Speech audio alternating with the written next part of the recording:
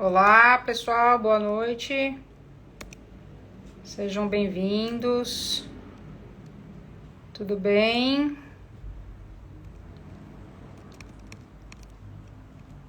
Vamos falar sobre genética e comportamento? Tema bem legal. Não sei quem acompanhou meus stories ontem, na segunda-feira. Eu recebi um direct, um caso bem interessante, e aí eu acho que foi o motivo de eu querer fazer essa live para falar um pouquinho sobre isso com vocês. Para quem não viu, eu vou fazer a pergunta, que eu recebi no direct, falando assim: doutora, me ajuda, eu tenho um cachorro agressivo, mas eu já fiz de tudo, fiz a socialização da forma correta, com pessoas, com cachorros, eu fiz a socialização com ambientes diferentes, trabalhei com metodologias positivas e mesmo assim meu cachorro é agressivo. Por favor, me ajude. E aí eu deixei até uma pergunta, Eu falei assim, pessoal, como que vocês abordariam essa questão? O que vocês falariam para essa tutora?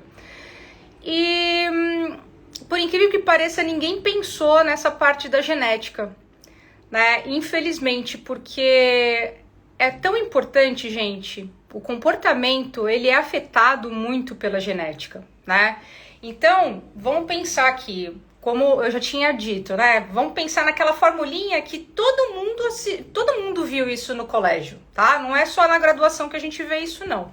Mas é o fenótipo, que é igual ao genótipo mais o ambiente. Quem é o fenótipo? O indivíduo, aquele cachorro, tá? Vamos pegar esse exemplo aí, aquele cachorro. Que é igual ao genótipo, que é o DNA daquele cão. Então é a personalidade, é a árvore genealógica, é o que ele herdou dos pais, o que ele herdou dos avós, E o ambiente. O que a gente consegue mudar pra gente ter uma mudança em cima daquele animal, em cima do fenótipo? Somente o ambiente. A gente não consegue mudar a genética daquele cachorro.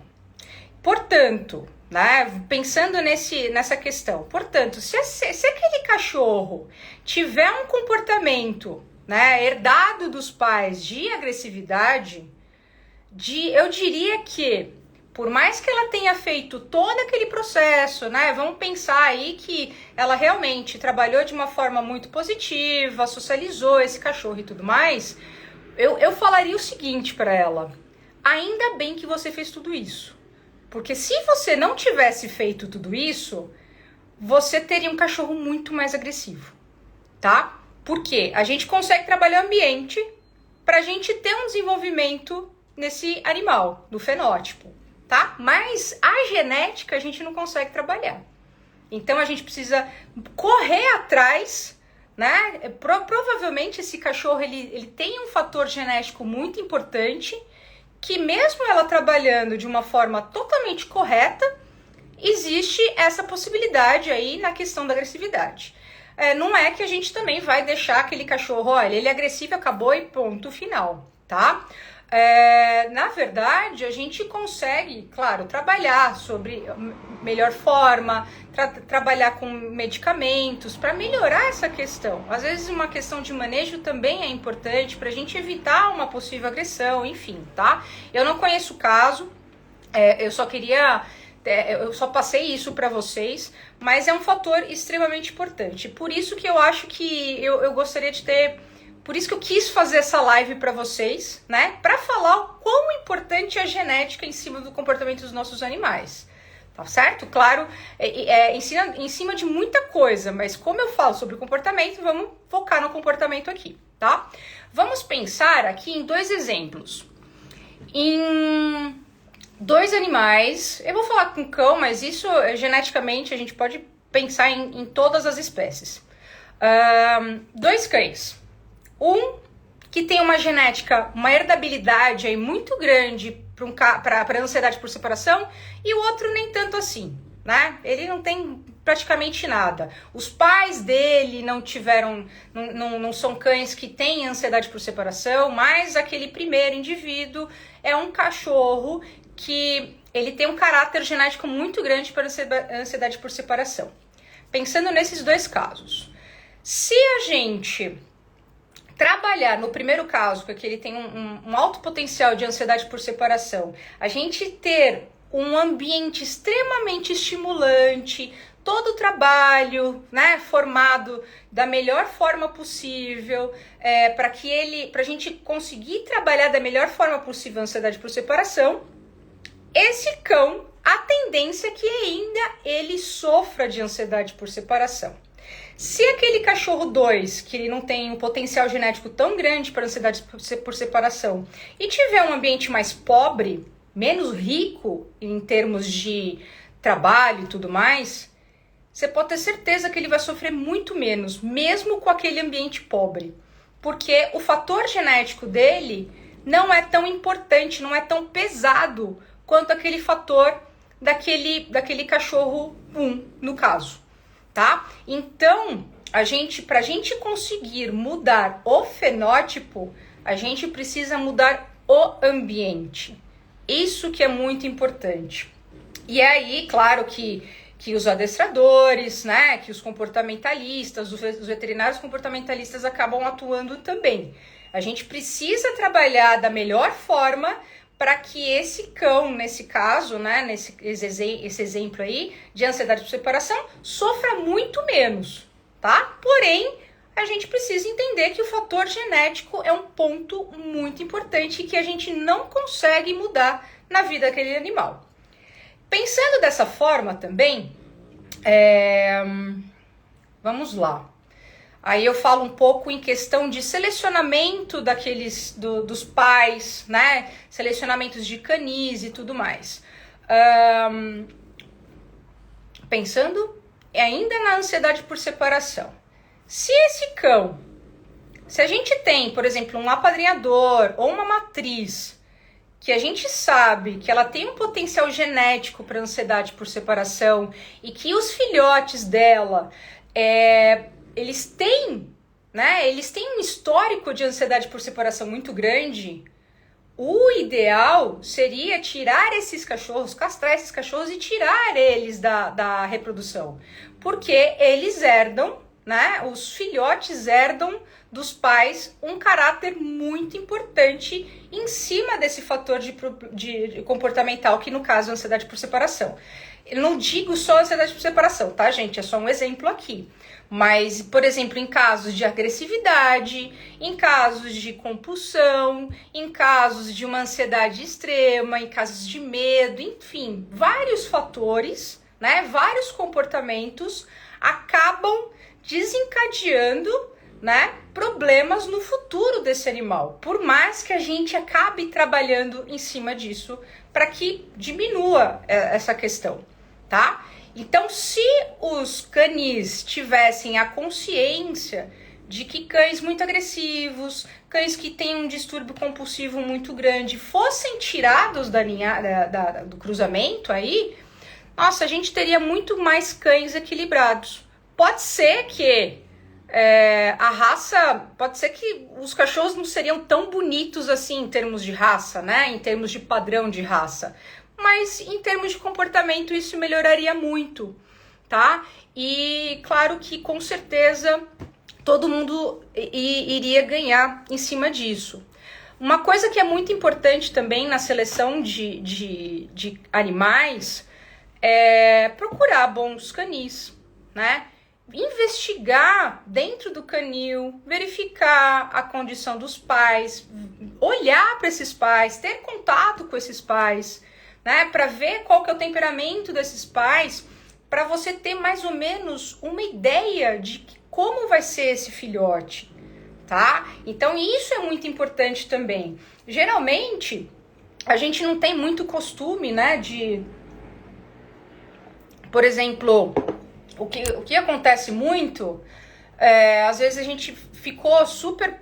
a gente viu um cachorrinho numa foto e achou lindo, maravilhoso em termos de padrão, de raça, né? Em termos de cor, em termos em termos físicos, mas em termos comportamentais, em termos do indivíduo, a gente pensa dessa forma, a gente tem esse olhar, a gente deveria ter esse olhar, né? Então, antes de você ficar apaixonado, eu sei que um filhote é super bonitinho, mas antes de ficar apaixonado, o ideal seria, poxa, eu vou nesse canil, eu vou conhecer os pais, eu vou ter contato com os pais, eu vou ter contato com a ninhada. Muitas vezes dentro da própria ninhada nós temos indivíduos diferentes também e que muitas vezes a gente acaba pegando o que acaba chegando perto da gente, né? Aquele que acorda, é o primeiro que acorda, é o que as pessoas acabam falando muito, né?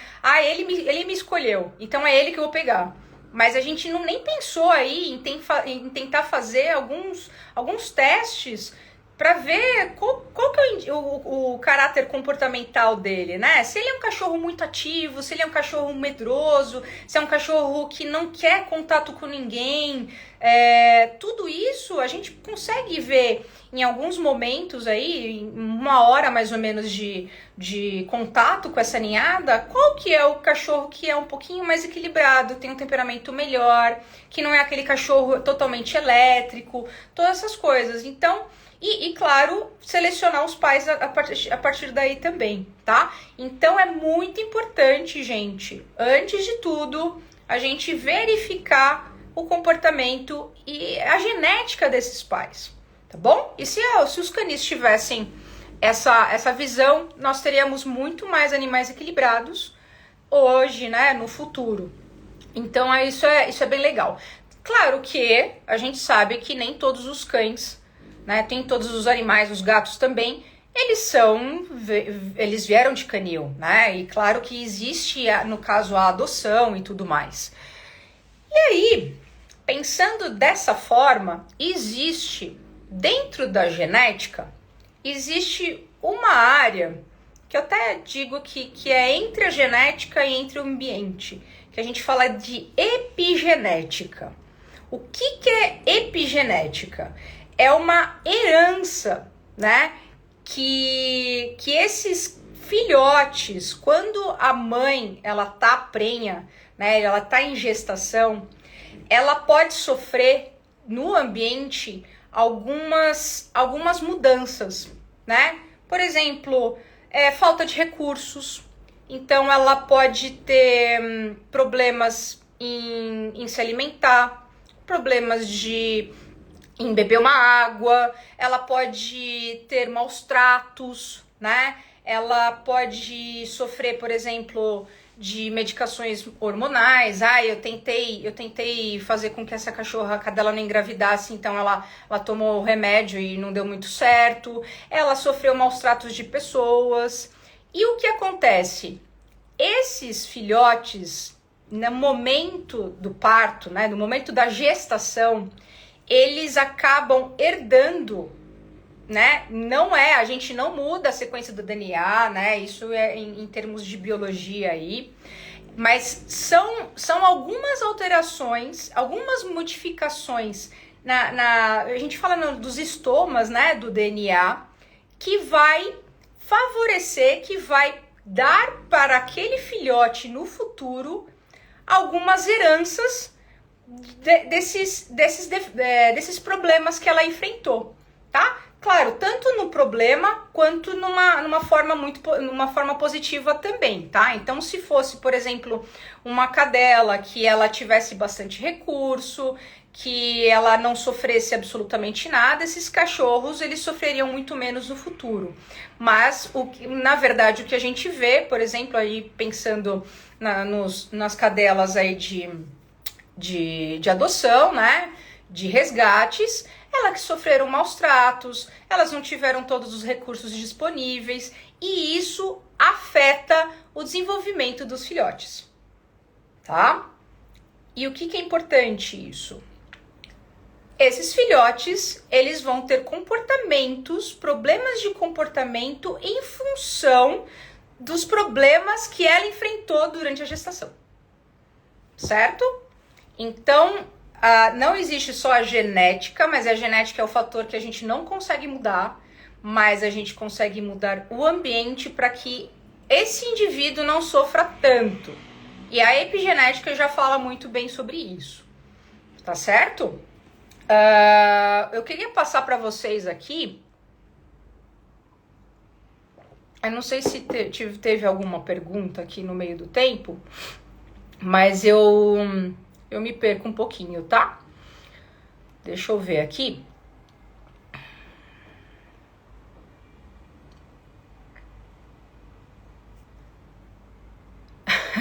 Uma amiga minha, ela tá com uma filhotinha nova, uma gatinha com uma gata adulta. Já era dona do lar, imagina o estresse que tá. Aline, depois a gente conversa melhor, tá? Precisa fazer uma adaptação entre as duas aí. A tia Elu, ela falou, exemplo primitivos, a genética tá bem aparente no comportamento. Sim, sem dúvida. O comportamento, claro, que a gente, né, nós humanos, a gente acabou desenvolvendo muitas raças para melhorar aí a questão de trabalho nosso. E isso, existe a característica da raça e existe a característica do indivíduo também. Mas a genética é muito, muito forte nesses casos também.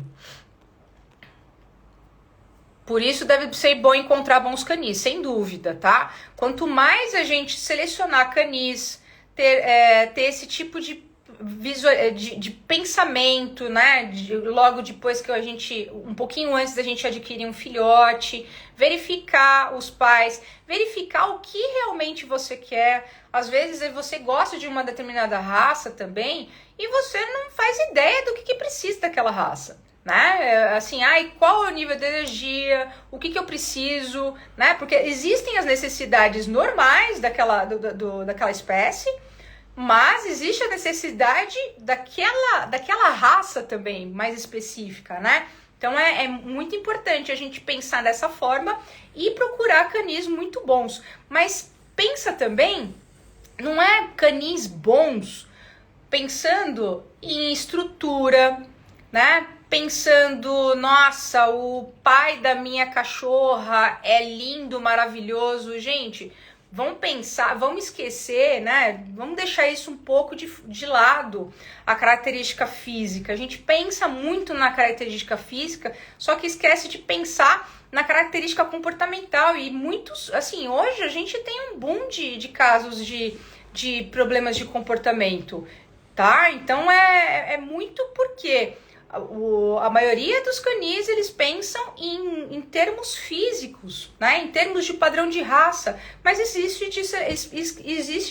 esquece de selecionar padrão de comportamento. E isso é muito importante, tá? A gente pode ter, assim, o cachorro mais feio do mundo, mas se ele é equilibrado, cara, ele vai ser um cachorro melhor do mundo, tá? Então, vamos deixar o lado do padrão de raça, do porte físico, da característica física e pensar um pouco mais em selecionar os nossos animais em termos de comportamento. Vamos lá. Mesmo a cadela tendo sofrido, pode ter filhotes que vêm com essa carga, mas outros não? Olha, a maioria sim, tá? E aí eu vou pensar um pouco mais em termos genéticos. Claro que a herdabilidade é muito grande, mas pode ser que tenha alguns cães dentro da própria ninhada que eles têm um caráter genético melhor do que outros, tá? Então, mas mesmo assim, a tendência é muito forte deles herdarem esses problemas que aconteceu aí durante a gestação. Beleza. As perguntas já respondi. Vamos falar agora um pouquinho sobre... eu tenho 2 ou 3 artigos aqui, deixa eu dar uma olhada. 3 artigos que eu queria passar para vocês. O primeiro artigo é um artigo bem interessante e ele é bem grande também, mas é aquela coisa, né? Depois eu vou dar uma resumidona aí para passar o teor do artigo.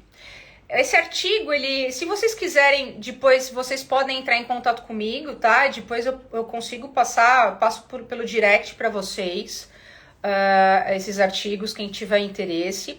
Mas o primeiro artigo fala o seguinte: eles pegaram 14 mil cães de 101 raças, tá? E eles conseguiram quantificar as diferenças aí de raciais no comportamento dessas raças, né? E quais foram os cães que tiveram uma herdabilidade maior para determinado tipo de comportamento e outros menores. Eu vou resumir bastante aqui, tá? E uma das características de comportamento, eles pegaram algumas, né? Foram treinabilidade, agressão dirigida para estranhos, perseguição e apego e busca por atenção. E aí, dentro desse artigo, tem um gráfico que ele dá uma coloração, né, de amarelo para vermelho. O vermelho é muito mais forte. Quando o vermelho fica muito mais forte, é uma herdabilidade muito grande que aquela raça tem num determinado tipo de comportamento. E aí, em termos, eu queria pegar ainda a questão da ansiedade por separação. Eu quero ver aqui, quero mostrar para vocês que a raça que teve uma herdabilidade muito grande de ansiedade, a maior herdabilidade no artigo, tá, gente? Isso não quer dizer que isso é uma regra para todo mundo, mas dentro do artigo eles descobriram que a raça que tem maior herdabilidade por ansiedade por separação é o Yorkshire. E a raça que tem menor herdabilidade em caso de ansiedade por separação é o Bernese. Quer dizer que todo Yorkshire tem ansiedade por separação? O artigo não diz isso. E nem eu posso dizer isso. Mas o que a gente vê, né? O que a gente vê no dia a dia é que os Yorkshires, eles têm uma tendência muito grande a ter ansiedade por separação. Tá certo? E claro, assim, Bernese, de verdade, eu nunca peguei um Bernese de ansiedade por separação. Isso não quer dizer que não existam Berneses que têm ansiedade por separação. Da mesma forma que não dá para falar que existem Yorkshires que não têm ansiedade por separação. Tá bom? Então o artigo não diz isso e nem a gente pode dizer isso. Porém, a característica muito grande é que os Yorkshires têm uma tendência muito grande em termos de ansiedade por separação. Isso quer dizer o quê? Aquele exemplo que eu tinha dado. Se esse Yorkshire, que tem uma carga muito grande genética de ansiedade por separação, e a gente trabalha o ambiente da melhor forma possível para que esse cachorro sofra menos, e aí a gente pensa no Bernese, que ele tem uma carga totalmente pequena para ansiedade por separação, e a gente faz um enriquecimento totalmente pobrinho, às vezes nem faz o enriquecimento pobrinho. A tendência é que esse Yorkshire, ele sofra muito mais tendo todo o ambiente instalado do que o Bernese, que não tem ambiente nenhum instalado. Isso quer dizer que a gente vai deixar o Bernese com um ambiente pobre, todos os Berneses com ambiente pobre de ansiedade por separação? De forma alguma, tá? Isso é só um exemplo que eu tô dando para vocês. Então, a carga genética desse Yorkshire é muito grande e ele tem uma tendência muito maior de sofrer ansiedade por separação do que um Bernese que não tem um ambiente nenhum enriquecedor, tá bom? Outro problema de comportamento: apego e busca por atenção. Eu acho que tá até um pouco interligado aí em ansiedade por separação também, né? Mas vamos lá. A carga de maior herdabilidade busca por apego, né? Busca por atenção e apego é do Poodle Toy. E a menor herdabilidade é do Cairn Terrier. O Cairn Terrier não é tão comum a gente encontrar aqui, tá? Mas é da mesma família dos Terriers. Ele não deixa de ser um cachorrinho mais de pelo duro. Eu acho super bonitinho esse cão. Porém, né, então, o Poodle Toy, ele tem uma característica muito grande de ser um cão muito apegado. Mesmo que a gente trabalhe, mesmo que esse tutor acaba trabalhando aí em cima disso, do que o Cairn Terrier. Então, o Poodle Toy, a tendência é que ele sofra muito mais do que um Cairn Terrier, se o Cairn Terrier tiver um apego muito grande pelo seu tutor, e o tutor for embora e ele não tá nem aí, tá? Isso quer dizer que todo Poodle Toy tem apego e busca por atenção? Não. Da mesma forma que o Cairn Terrier, a gente também não pode falar isso, tá? Segundo o artigo. Em termos aí, comportamentos de perseguição, olha que interessante, né? Vamos lá. O cão, né, a raça que tem maior herdabilidade para perseguição, Whippet. E a carga de menor herdabilidade para perseguição é o Bernese. Então, vamos pensar aqui numa criança correndo, né? Qual que é a tendência de um Bernese sair correndo atrás de uma criança? Muito menor do que um Whippet, por exemplo. Por quê? Pensando bem também, né, gente? Vamos lá? Como que os Whippets, eles acabam... A gente já viu aí o Whippet fazendo... Como que chama aquilo lá?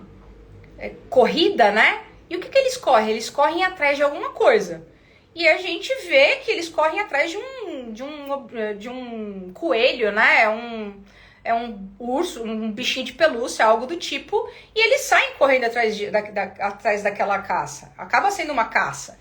Então, isso para ele, geneticamente, é muito importante. Porque se eles são trabalhados, eles são selecionados para corrida, automaticamente essa carga genética no Whippet é muito maior do que no Bernese, por exemplo, tá? Então, pensando aí, se saísse um gato sair correndo, a possibilidade daquele Whippet sair correndo atrás do gato é muito maior do que um Bernese, por exemplo, tá? Porque ele tem uma carga genética por perseguição muito maior do que um Bernese, tá certo? Isso quer dizer, Kátia, que eu não posso ter gato junto com o Whippet? Não disse isso. E também o artigo também não fala isso, tá? A gente precisa socializar, a gente precisa trabalhar da melhor forma possível. E, além disso, gente, é natural também os cães, eles acabarem perseguindo algo que tá correndo. Por exemplo, aqui em casa... Um Jack Russell, eles são cães que eles saem correndo atrás de caça também, né? E eu tenho um gato, o Caju. E assim, eu não tenho problema nenhum com eles. Somente quando eles estão brincando, né? Onde os três estão interagindo e ele sai correndo, ela vai sair correndo atrás dele. Isso é instintivo, tá? E os cães, eles podem ter esse comportamento instintivo. Mas quer dizer que o cachorro vai pegar e vai arregaçar? Não dá pra falar isso. Né? Isso depende muito da socialização muito bem feita aí no período correto também, tá? Então, vamos pensar, a gente não pode levar tudo a ferro e fogo, tá bom? Não é que o Whippet vai ser um cachorro perseguidor e que você não vai poder ter criança, você não vai poder ter gato, você não vai poder ter nada, de forma alguma, tá? Vamos pensar aqui. Vamos lá, agressão dirigida por estranhos.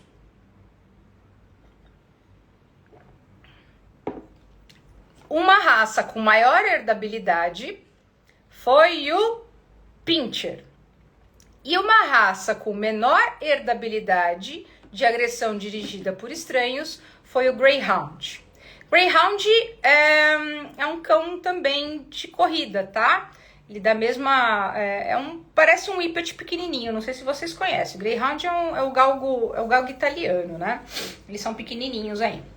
Então, agressão quer dizer que todo pincher é um cão agressivo, por mais que a gente veja muitos pinchers assim, tá? Não, o artigo não fala isso. Quer dizer que todos os greyhounds eles não vão brigar, não vão agredir outros estranhos. O artigo também não fala isso, tá? Então, a carga genética de um pincher em querer agredir, em querer atacar um estranho quando entra no ambiente dele, quando ele tá no colinho da mamãe e a pessoa chega perto dele, é muito maior do que um greyhound quando ele tá nessa mesma situação, tá certo? Por quê? A carga genética é muito importante. Agora, só por causa disso a gente não vai deixar de trabalhar o pincher porque ele é assim mesmo? De forma alguma. Claro que quanto a gente trabalhar, quanto mais rápido a gente trabalhar, sempre, claro, com associações muito positivas, tal, ter um tutor consciente, porque muitas vezes a pessoa pega o cachorro, acha que é um filhinho e tal, e não deixa, e acha bonitinho ele ter esse comportamento no começo, aí depois no futuro, esse comportamento era tão bonitinho quando ele era pequenininho, agora virou um problemaço pra mim. Então é ter um tutor consciente também quando se adquire um pincher, tá? O pincher ele não é bonitinho porque ele é pequenininho, ele tem... a gente precisa trabalhar da melhor forma possível para que ele seja um cão mais sociável, tá certo? E no caso aí o greyhound também, não é porque ele é um cachorro que ele não tem essa característica genética, a gente vai trabalhar de qualquer forma, tá certo? E aí a última... Em questão de treinabilidade, bom, aí vai ser uma coisa meio óbvia para todo mundo, tá? Cão que tem maior treinabilidade, a raça, né, é o Border Collie, e a raça que tem menor treinabilidade é o Basset Hound. Kátia, então quer dizer que eu vou comprar um Border Collie, ele já vem com chip 5G aí, eu não preciso mexer em nada, que ele vai saber tudo. Não. Eu até gosto de fazer uma analogia. Você pode até comprar uma Ferrari, mas se você não conseguir dirigir uma Ferrari, você vai bater essa Ferrari, tá? O problema não vai ser a Ferrari, o problema vai ser o condutor. Então, não necessariamente... Todo Border Collie vai ser um cachorro extremamente inteligente e treinável. Eles têm uma herdabilidade, um fator genético que favorece muito a isso, tá? Mas, se você trabalha de uma forma totalmente errada, se você não trabalha, ele pode virar um problemaço para você, certo? Porque, assim, é uma raça... que a gente precisa dar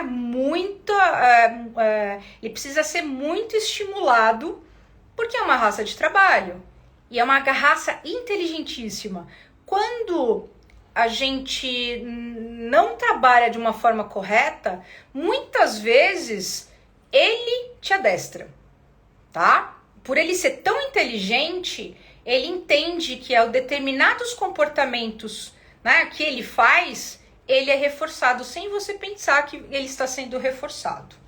Então, eles são muito inteligentes e a gente pode explorar essa inteligência de forma totalmente, assim, totalmente. São cães ótimos em termos de inteligência, a gente vê esses cães no agility, a gente vê o vínculo que eles criam, né, durante um treino, durante um trabalho com os tutores, isso é muito legal, né? Mas se a gente trabalha de uma forma errada, vai ser um cão que vai ter um problema no futuro também, tá?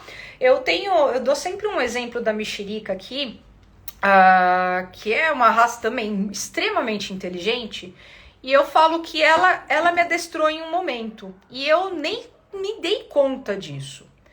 O que aconteceu? No começo, que ela veio, ela era filhotona, eu secava o cabelo, e no momento que eu tava secando o cabelo, eu tava brincando com ela. E eu jogava bolinha,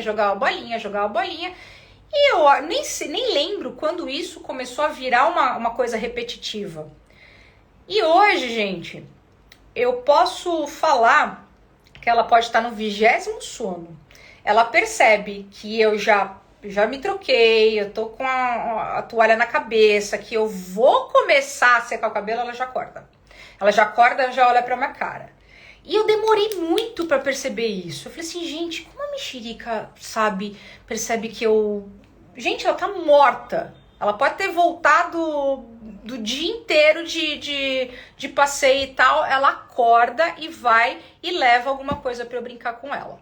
Então, ela me adestrou nesse momento, tá? E eu sem perceber, nem notei que ela tinha esse comportamento. Só depois de muito tempo eu fui ver. Então, algumas coisas, sem querer, a gente acaba reforçando e a gente nem percebe, certo? Isso quer dizer que eu vou deixar os adestradores vão parar de trabalhar com o Basset Hound? Não, né, gente? Porque ele tem uma menor treinabilidade, isso não quer dizer que ele... Claro que ele não pode ir para um agility. A gente não pode exigir da mesma forma, por exemplo, de um border collie.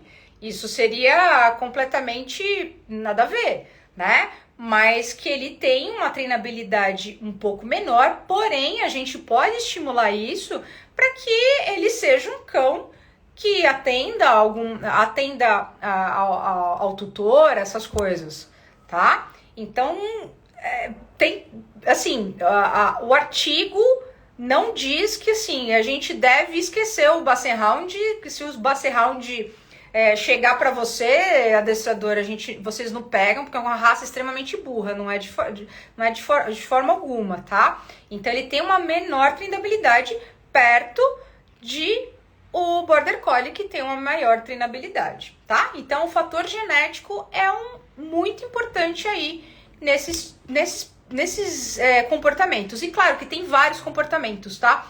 O artigo é muito grande e ele fala sobre vários comportamentos de várias raças também.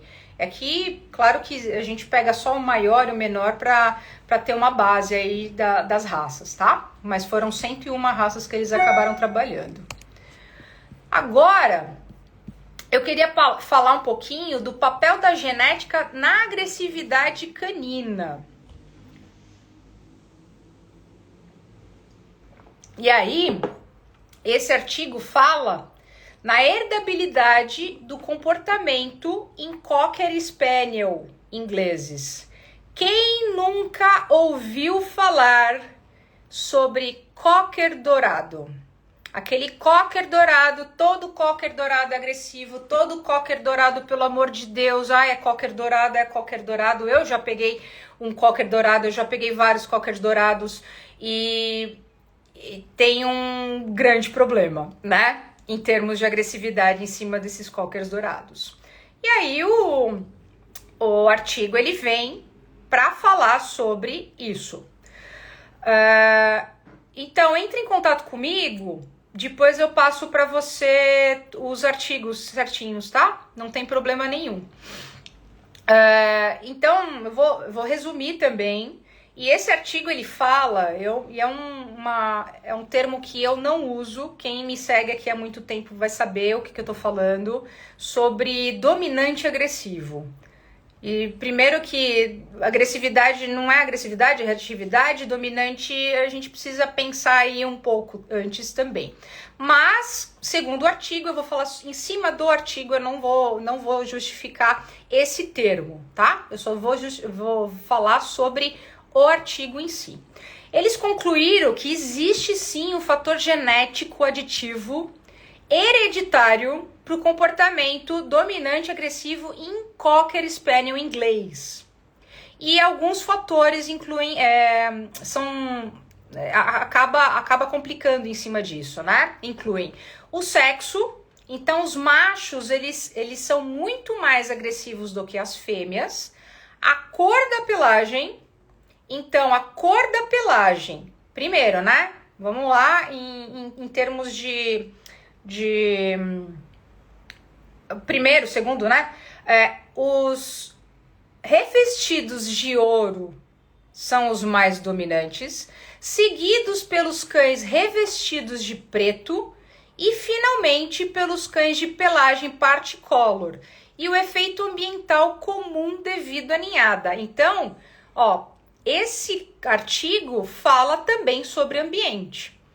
Então, ele não fala sobre genética também, mas ele fala sobre o fator ambiental que inclui em cima dessa característica de comportamento nos Cocker Spaniels, tá? Então, o caso aí no que os Cockers dourados, eles são agressivos, segundo esse artigo, é verídico, tá? Então, uma coisa que os criadores deveriam pensar muito em cima disso também.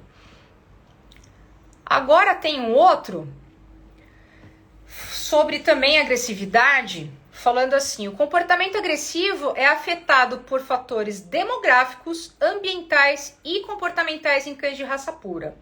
O que é importante vocês saberem disso? Fenótipo igual a genótipo mais o ambiente. O ambiente ele tem um fator muito importante no fenótipo, na característica daquele indivíduo, tá certo? E aí os fatores que incluem para a agressividade, né, na agressividade canina no caso aqui. Então eles viram fatores muito importantes. Medo, então aquele cão, né, vamos pensar, aquele cão que ele já tem medo, ele tá dando todas as linguagens que ele tá desconfortável e mesmo assim passaram em cima desse limite. Aí ele reage, né, de uma forma agressiva por causa de um medo. Idade avançada, então pode ser que aqueles cães que são mais... eles acabam ficando mais intolerantes, então eles podem ter um comportamento agressivo pela idade, né? Mas assim, tipo, me deixa aqui, eu não quero interagir com aquele filhote tá me tirando do sério. Então tem esse fator também importante. Machos, então os machos, eles acabam sendo mais agressivos do que as fêmeas, segundo artigo, tá? Se é castrado ou não, isso foi um fator que foi inconsistente, segundo o artigo. Então, eles não perceberam se esse fator, se o animal é castrado ou não, ele interferiu nisso.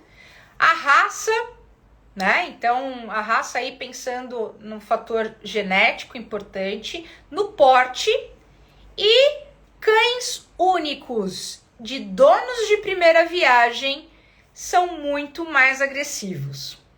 Aí eu penso no seguinte, eu tirei uma conclusão aqui minha e vamos ver se vocês acabam concordando com isso. Muitas vezes, tutores de primeira viagem, eles nunca tiveram um cão, né?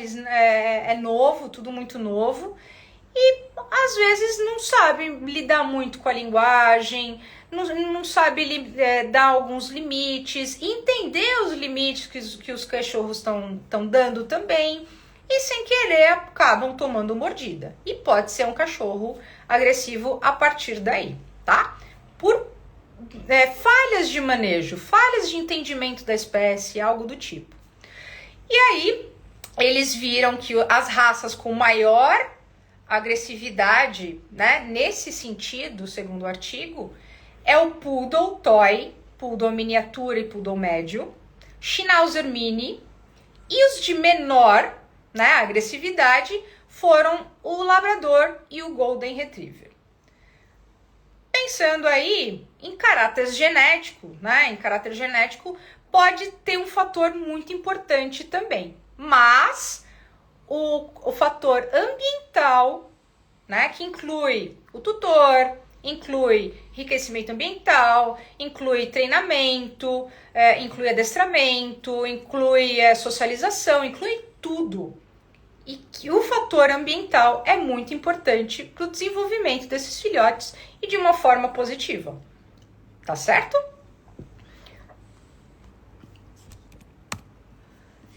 Vamos ver aqui se tem algumas perguntas.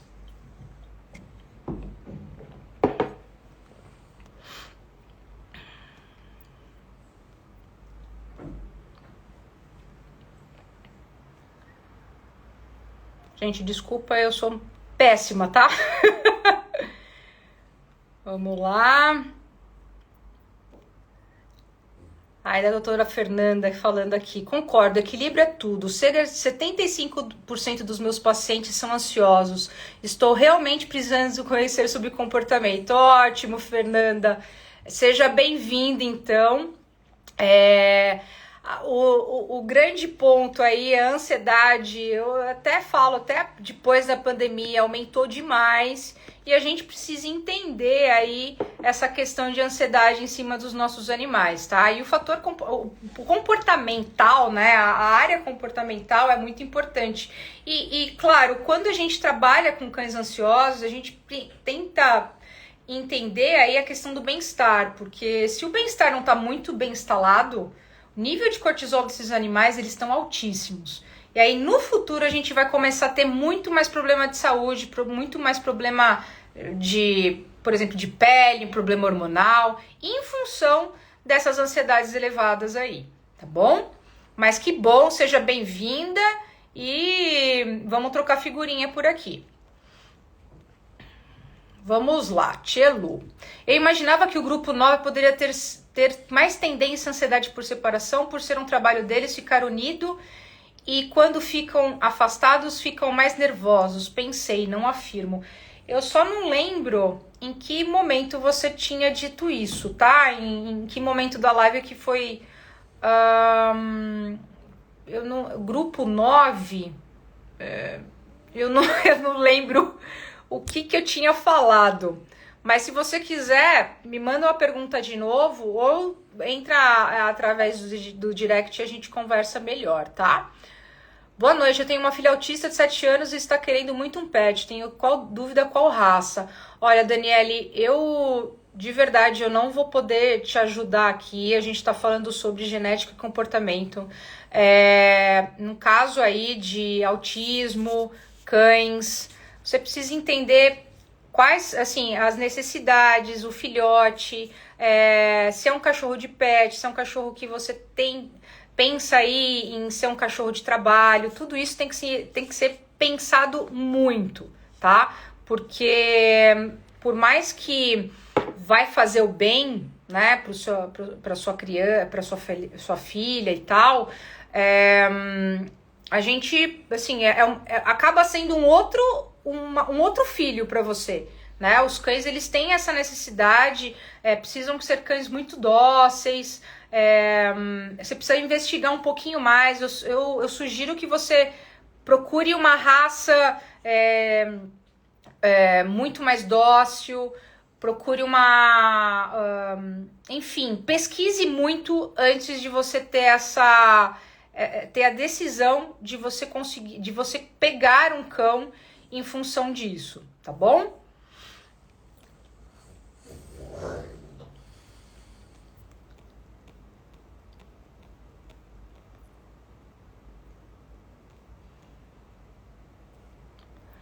Caramba, sério, será que a cor influencia? Então, pelo artigo, influencia mesmo. Mas o que a gente vê no caso, né?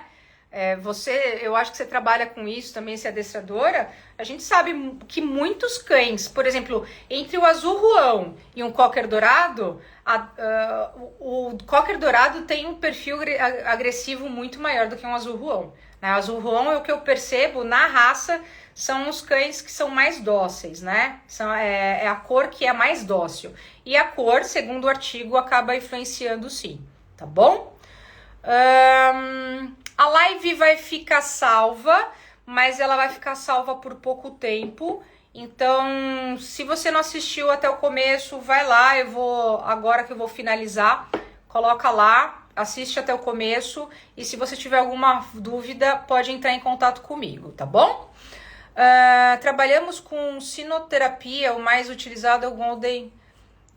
Então, assim, nesse caso, o Golden, ele tem uma característica muito boa em termos de cães de assistência, tá? Então, um Golden Retriever, um Labrador Retriever, mas a gente também tem outras raças aí, outros lugares acabam trabalhando com outras raças também. Claro que a gente pega o quê? A genética para trabalhar em cima desse cão. Mas muitos cães, né? Com certeza você tem isso também, é Luiz, né? Imagino que seja o seu nome. Muitos cães que a gente pega dessa ninhada, por mais que a gente faça todo esse trabalho de socialização e tudo, alguns cães não são selecionados, eles não são aptos para fazer esse trabalho, né? Então, nem todo Golden ele é ótimo para ser um cão, né, de assistência, um cão de trabalho. Da mesma forma que nem todos os Goldens, eles são animais dóceis. Existem Goldens que a gente sabe que são mais agressivos também. E isso vai depender da genética e do fator ambiental, que é muito importante também. Tá bom? Gente, era isso que eu queria passar para vocês. Agradeço a presença. Se vocês tiverem alguma dúvida, eu tô à disposição de vocês no direct, tá bom? Isso, com certeza.